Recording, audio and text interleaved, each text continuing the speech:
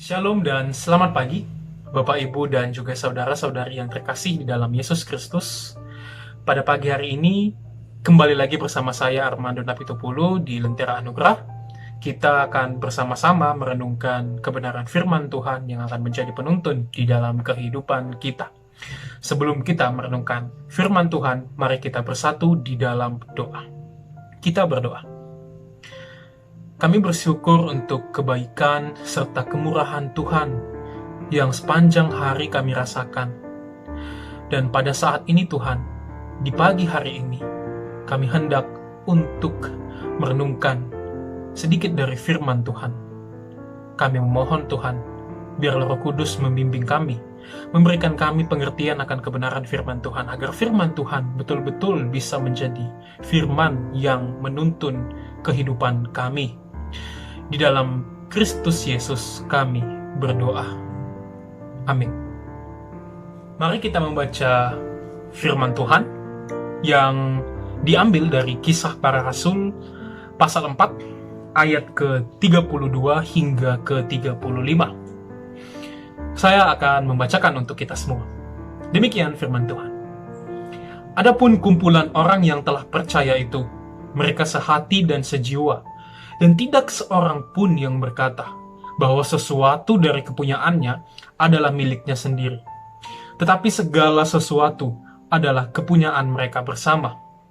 Dan dengan kuasa yang besar, rasul-rasul memberikan kesaksian tentang kebangkitan Tuhan Yesus. Dan mereka semua hidup dalam kasih karunia yang melimpah-limpah. Sebab tidak ada seorang pun yang berkekurangan di antara mereka. Karena semua orang yang mempunyai tanah atau rumah menjual kepunyaan itu, dan hasil penjualan itu mereka bawa, dan mereka letakkan di depan kaki rasul-rasul, lalu dibagi-bagikan kepada setiap orang sesuai dengan keperluannya. Demikian kebenaran firman Tuhan. Saudara-saudari yang terkasih di dalam Yesus Kristus, renungan pada pagi hari ini saya beri dengan judul Persekutuan yang Sejati. Saudara-saudari, ketika kita mengakui dengan sepenuh hati bahwa Yesus adalah juru selamat kita, maka di situ kita hidup di dalam persekutuan dengan Yesus Kristus. Tetapi kita tidak hanya hidup di dalam persekutuan dengan Yesus Kristus saja. Kita juga hidup di dalam persekutuan dengan seluruh orang-orang yang percaya kepada Yesus sebagai juru selamat.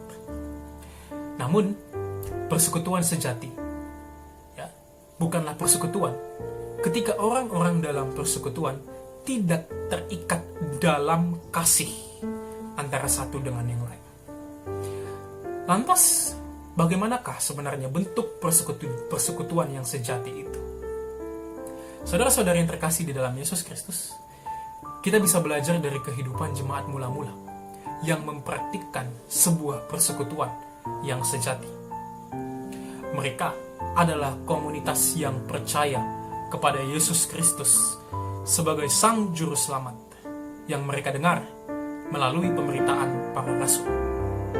Mereka adalah komunitas yang terikat dengan Kristus sekaligus terikat kepada umat Kristus, kepada orang-orang yang percaya kepada Yesus Kristus. Mereka hidup dalam kesatuan hati dan jiwa.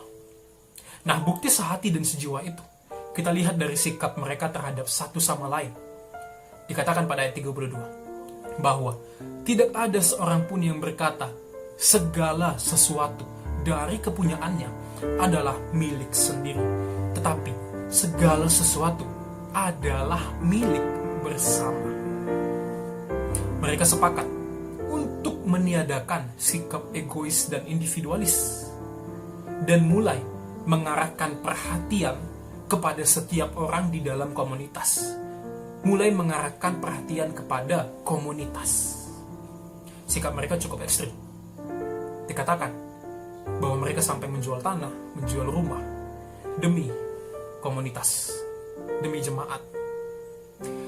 Kehidupan orang-orang dalam komunitas itu dinomorsatukan dalam persekutuan mereka, sehingga setiap orang bisa hidup sesuai dengan keperluannya. Tidak ada yang kekurangan. Lantas, apa yang memotivasi mereka untuk berbuat demikian, saudara-saudara?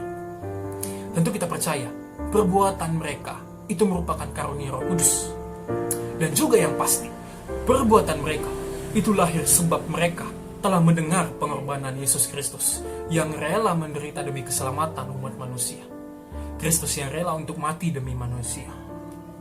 Pendengaran akan karya keselamatan Kristus itu menjadi motivasi bagi mereka untuk membangun persekutuan yang rela mengorbankan apa yang dimiliki demi orang lain. Persekutuan ini adalah persekutuan yang sejati. Lantas, bagaimana dengan persekutuan kita saat ini? Baik di gereja atau dimanapun. Persekutuan yang seperti apakah yang kita hidupi sekarang ini dengan orang-orang lain? Maka, marilah kita merenungkannya di dalam doa. Mari kita bersatu di dalam doa. Kami bersyukur kepada Tuhan sebab saat ini Tuhan mengingatkan kami di dalam firman Tuhan untuk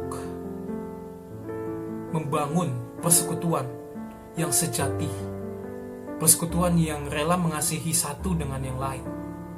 Kami memohon biarlah Tuhan membimbing, tetaplah berkarya di dalam persekutuan kami, agar kami betul-betul mewujudkan persekutuan yang menggambarkan persekutuan dengan Kristus. Tuhan, pada saat ini kami menyerahkan seluruh aktivitas kami kepada Tuhan. Biarlah Tuhan, Engkaulah yang menyertai segala aktivitas kami saat ini. Terima kasih Tuhan, di dalam Kristus kami berdoa, seperti yang Tuhan Yesus ajarkan kepada kami. Mari kita bersama berdoa. Bapa kami. Bapa kami yang di surga, dikuduskanlah namamu, datanglah kerajaan-Mu, jadilah kehendak-Mu di bumi seperti di surga. Berikanlah kami pada hari ini makanan kami yang secukupnya, dan ampunilah kami akan kesalahan kami seperti kami juga mengampuni orang yang bersalah kepada kami. Dan janganlah membawa kami ke dalam pencobaan, tetapi lepaskanlah kami daripada yang jahat, karena Engkaulah yang mempunyai kerajaan dan kuasa dan kemuliaan sampai selama-lamanya. Amin. Shalom dan selamat pagi Bapak Ibu, selamat beraktivitas dan tetap mematuhi protokol kesehatan. Tuhan Yesus memberkati. Shalom.